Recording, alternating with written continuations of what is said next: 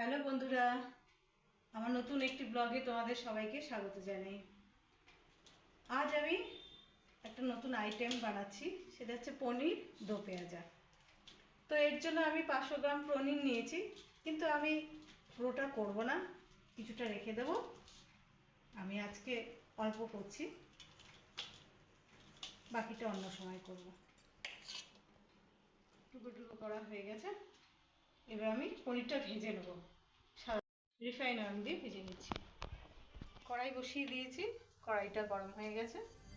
আমি এবার তেল দিয়ে দিচ্ছি, পনিরটা আমি ভেজে নেব।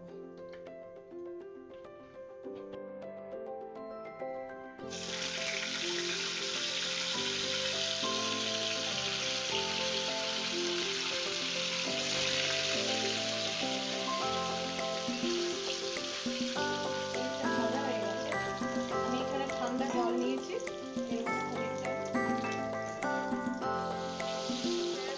কি কি ইনগ্রেডিয়েন্টস লাগছে আমি দেখিয়ে দিচ্ছি।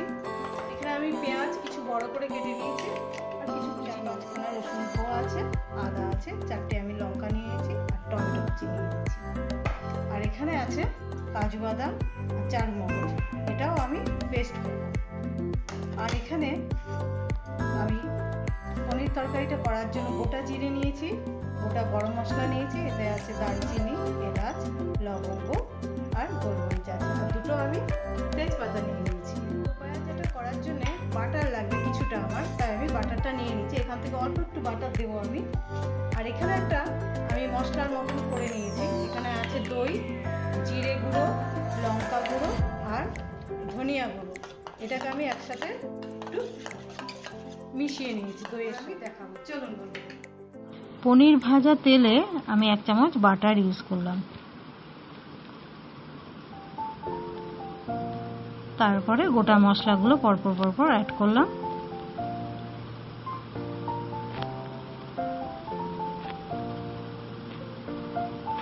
এবার পেঁয়াজ কুচি, আদা রসুন পেস্ট আর 4টে কাঁচা লঙ্কা নিয়েছিলাম, দিয়ে দিলাম। ঝাল বুঝে আপনারা লঙ্কা দেবেন, যে যেমন ঝাল খান। এবার আমি মশলাটা কষবো, ঢেকে দিলাম। একটু জল অ্যাড করলাম ভালো করে কষার জন্য।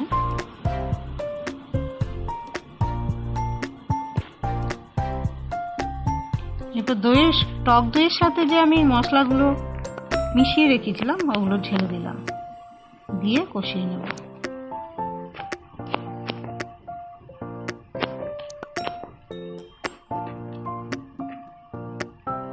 কালারটা ভালো আসার জন্য একটু চিনি অ্যাড করলাম, এতে টেস্টটাও ভালো হয়।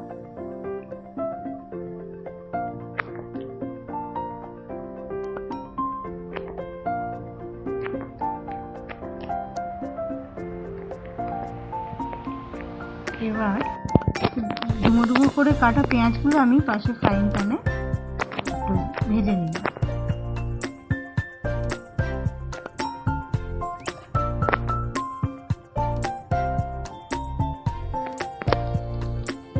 ঝোলটা ফুটে উঠেছে, এবার আমি পনিরটা অ্যাড করলাম। ভাজা পেঁয়াজগুলো অ্যাড করলাম।